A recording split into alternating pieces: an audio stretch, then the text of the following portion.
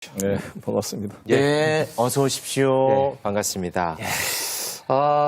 굉장히 오늘 좀 떨리네요. 여러 가지로 좀 긴장도 되고. 예, 그러네요. 아니, 제가 아직까지 인생의 굴곡을 덜 겪으셨나 뭐 이런 걸 가지고. 이제 하나만 딱 제가 네. 규칙 하나만 딱 말씀드리겠습니다. 두 분과 관련된 사안에 대해서 발언을 하시면 마이크가 자동으로 꺼져버립니다. 예. 뭐에 그렇게, 그만하세요, 그만. 네. 뭐에 그렇게 쫄았어요? 아니. 압력을 많이 받았어요. 아니에요. 네, 공영방송, 공영방송. 예, 네. 자, 요즘. 수신료가 크네. 자, 요즘 여야 대표를 보면, 와, 이 여야 대표가 만나는 게 저렇게 어렵나 싶어요. 두 분은 같은 시기에 이제 여야 대표를 하셨던 분들 아닙니까? 네. 두 분은 어떻게 좀 자주 만나거나, 소주를 마시거나, 토론을 하거나, 이런 일들이 좀 있었습니까? 토론이 제일 인상적이에요. 토론을 하셨어, 토론을, 두 분이. 그러니까 이런 거죠. 전무후무할 겁니다. 여야 대표가 만나가지고 여러 현안에 대해 가지고 진행자의 질문이나 아니면 우리끼리 자유토론하는 경우가 저희 전에 찾아보니까 없었어요. 아, 그래요? 그리고 제가 달아놓고 말씀드린데 저희 이후에도 없을 겁니다. 무슨 차이죠? 왜냐면 이게 성립하려면은요, 네. 우선, 송 대표님이야, 이 자신감이 있으시고, 저도 자신감이 있었던 것이 뭐냐면, 우리가 우리 뜻을 마음대로 이야기할 수 있다는 그런 자신감이 있었던 것이고, 기본적으로 이게 국민을 위해 가지고는 허심탄회하게 얘기하겠다는 서비스 마인드가 좀 있어야 되는 거거든요.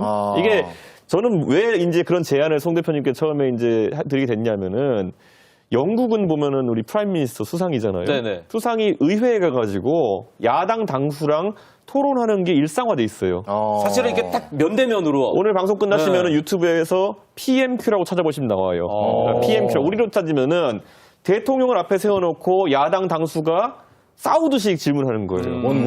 원고 없이. 무슨 질문이든 할 수 있는.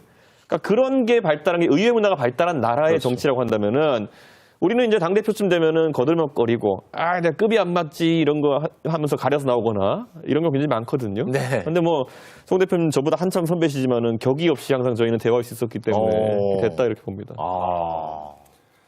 가장 중요한 것은 네. 대통령과 집권 여당 대표가 야당 대표를 잘 모셔야 됩니다. 왜 그럽니까?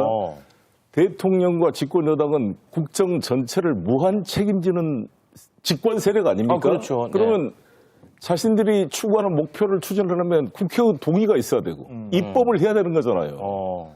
그럼 당연히 야당을 포용하고 야당의 요구를 들어주고 하려는 자세가 국정을 책임지는 대통령이나 집권 여당 대표의 기본입니다. 그래서 우리 문재인 대통령께서 이준석 대표님을 청와대로 초청하려고 수차례에서 모셨고 저도 모셨어요? 그렇죠.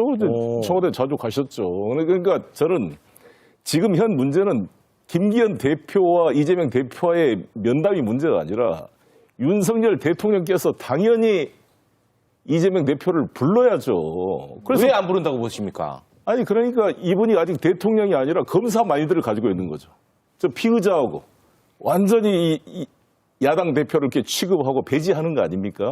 완전히 무슨 검사가 수사 대상을 바라보는 식으로 이 야당 대표를 인정하지 않는 자세가 큰 문제이고 더구나 지금 여소야대인데 네. 대통령 선거도 0.75%라는 근소한 차로 된 거잖아요. 네. 심상정 후보가 득표한 2.3%를 합하면 결선 투표제가 프랑스처럼 있었다고 한다면 패배한 겁니다. 윤석열 후보는.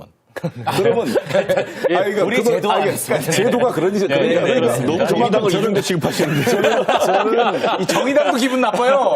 국민 앞에 겸손했어야 된다 해서 겸손하기 위해서 어찌됐건 야당이 현재 민주당의 지지도가 어떤 여론조사는 10% 이상 높잖아요. 국민의힘보다. 그러면 국민 전체의 대표로서 대통령은 당연히 야당 대표와 대담을 통해서 국정의 이해를 구하고 협조를 구하고 해야죠. 집권 세력이 대통령이 그렇게 하지 않으니까 김기현 대표가 만나고 싶겠어요? 눈치 보일 수도 있나요? 대통령의 눈치. 물어보시죠. 우리 이준석 대표. 아니, 가령 김기현 대표 입장에서는 대통령도 안 만나는데 내가 만나는 게 좀 부담스럽다. 뭐 이런 생각할 수 얘기는 계속 하잖아요. 얘기 계속 하던데. 약간 조심해서 말하더니 왜 자꾸 유도를 해요? 이거 다 해봐라, 다 봐라. 해야죠. 알 권리. 당연히 눈치 보는 거죠. 그래요? 그거를 무슨. 아니, 왜냐면은 지금 입장에서는. 싫어한대요, 윤석열. 김기현 대표 입장에서는 지금 본인이 주목을 받지 못한 상황이다. 라는 게 계속 지적이 들어가고 있잖아요. 그럼 주목받는 방법은 본인이 이 정당의 대표자다라는 것을 드러내기 위해서는 대표임을 드러낸 거. 대통령도 이제 지지율 위기가 오니까 해외에 나가가지고 내가 이 나라 대통령이라 계속 보여주고 계시잖아요. 이게 사실 지지율을 공고히 하고 위상을 공고히 하는 도움이 돼요. 그래서 상대가 만나주면은 이제 거기에 따라가지고 위상이 제고되고 이런 게 있는 거거든요. 그러니까 이재명 대표도 마찬가지로 계속 대통령을 만나려는 시도를 하게 되어 있는 것이고 네. 반대로 김기현 대표를 만나려고 하는 것이고 뭐 뒤에 또 얘기가 나오겠지만은 중국 대사를 만나가지고 내가 외교도 한다는 걸 보여주고 싶은 것이고 인정 욕구가 있는 거예요. 그러니까 나쁜 게 아니라 네네네. 다 그런 시도를 하면서 서로 김기현 대표도 이재명 대표 만나려고 하고 이재명 대표도 김기현 대표 만나려고 하는데 제가 봤을 때는 김기현 대표 본인의 의사만으로는 할 수 없는 그런 상황일 것이다. 사실 그렇게 지금 보시는군요. 본격적으로 참견이 안 들어갔는데 상당히 뭐 좀 이렇게 타격감이 있습니다. 예, 진행자 입장에서 예, 본격적으로 어떤 방송을 해온 거예요? 현직 대표들 참견 쫄지 들어가고 마세요. 아니요, 안 좋아요, 안 좋아요. 국민만 보고 갑니다. 마지막에 웃으셨는데 화난 거겠죠? 약간 좀 질문이 좀 불편할 수 있는 질문이라. 괜찮겠어요? 네. 김기현 대표 이제 100일 됐습니다. 뭐 성과로 당내 분란을 종식시켰다. 사실 저는 이준석 대표 생각이 좀 나더라고요. 그때는 많이, 좀 많이 나던데. 시끄러웠었잖아요. 근데 이런 거죠. 예. 분란이 아니라 그냥 저는 길 가다가 차에 치인 거고, 예, 그걸 뭐 저한테 제가 피해자 입장에서 뭐 제가 뭐 그거를 뭐 반성해야 될 건 전혀 없는 것이고.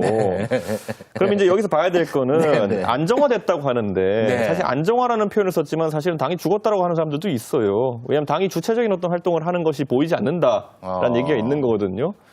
이번에 후쿠시마 오염수 사태 같은 경우에도 만약에 제가 사실은 그대로 임기를 마쳤으면은 그저께 끝났을 겁니다. 그런가요? 예, 제가 있었다면은 그쯤 끝났을 텐데 제가 있었다면 저는 여기 있어가지고 국민적인 시각도 반영을 할 겁니다. 왜냐하면 여당이라는 거는 이중적인 위치에 있어요. 하나는 대통령과 정부를 성공시키기 위해 가지고 협력해야 되는 관계이지만은 네. 또 한쪽에서는 입법부의 일원이거든요. 근데 입법부라는 거는 견제와 균형의 역할도 있는 거예요. 그렇죠. 근데 그걸 망각하고 이제 보면은 이번에 오염수 논란이 터졌을 때 네. 여당이 이제 가장 뭐 사실 당정일체라고 하지만은 이상한 역할만 맡는 거예요. 그래가지고 뭐 보면 이런 거. 오염수를 무슨 뭐 처리수라고 이름 바꾸자 이런 거. 사실 본질과 크게 관계없는 것들을 하는 거거든요. 네. 그러니까 근데 이 관계를 그럼 누가 만들어줬느냐. 자, 제가 여기서 한번 예언해 줄까요? 이렇게 계속 가가지고 당이 이상한 역할만 맡아가지고요. 국민들한테 이미지가 이상해지잖아요. 그럼 그 다음에 오히려 또 자기 발등 찍는 명분을 대통령실에 줍니다. 봐라, 국민들이 여당을 신뢰하지 않지 않느냐. 그러니까 대통령실이 더 주도권을 갖겠다. 적반하장으로 가는 거죠. 그러니까 저는 이게 매번 있었어요. 예전에 보면은 박근혜 정부 때도 보면 여당이 그립을 강하게 가져가려고 하면서 그때 이제 보면 유승민 원내대표 타박하고 이렇게 하면서 당선과 김무성 대표 타박하고 이렇게 하면서 가면서 나중에 보십시오. 오히려 자기들이 발단이 된 다음에 여당을 탓합니다. 그러니까 지금 그 여당은 줄을 잘 타야 되는 거고 김기현 대표가 안정화됐다 이렇게 표현을 하잖아요. 저 논리는 저는 받아들이기 어려운 것이요. 우리 사회에서 보면은 그 옛날에 보면은 군부 이런 거 하시는 분들이 가장 성과를 내세운 게 뭐냐면 사회가 안정되었다. 사회가 안정됐다. 혼란을 2공화국의 혼란을 내가 다 정리하고 3공화국을 출범시켰다 이런 거거든요. 네. 이거는 그냥 고요함이 있다고 해가지고 네. 안정화된 게 아닙니다. 아니 근데 그 당이 네. 험한 일은 맡아서 하는 거다. 뭐그 말의 전제는 뭐 당내도 그 의원님들이 얼마나 많습니까? 그 자존심도 없다는 겁니까? 그거 그렇게 호락호락한 방금 말 다 했네. 뭐 자존심도 없다고. 아니요 질문인데요. 네. 질문인데. 아까 뭐 국민의 시각 그런 얘기 하더니만 아니, 그 얘기 질문이에요. 그냥 하시는 지금 건데. 전 대표가 지금 현 대표 또 여당에게 네. 참견, 훈수를 두는 가혹한 평가였습니다. 예. 김기현 대표의 100일 평가를 좀 부탁드리겠습니다. 뭐 존재가 없다 이게 중론인 것 같고요. 안정화라는 것은 다른 말로 말하면 당내 민주주의가 죽었다 이렇게 볼 수도 있는 거고요. 이준석 대표님 말씀처럼 그 유신 정권 때 유신 동무의 정당 같은 느낌으로 이제 국민의힘이 그래도 이 이준석 대표가 있었을 때는 살아있는 느낌이 있었거든요. 그리고 사실 윤석열 대통령 당선의 결정적 역할을 한 분 아닙니까? 이렇게 토사구팽 될 거라 그랬어요. 예언을 했어요. 진짜 예언했어요. 진짜로요? 윤석열 되면 무조건 토사구팽 된다. 열심히 하지 말아라. 적당히는데 너무 열심히 해가지고 지금 이렇게 고생을 하고 있거든요. 예. 그렇죠.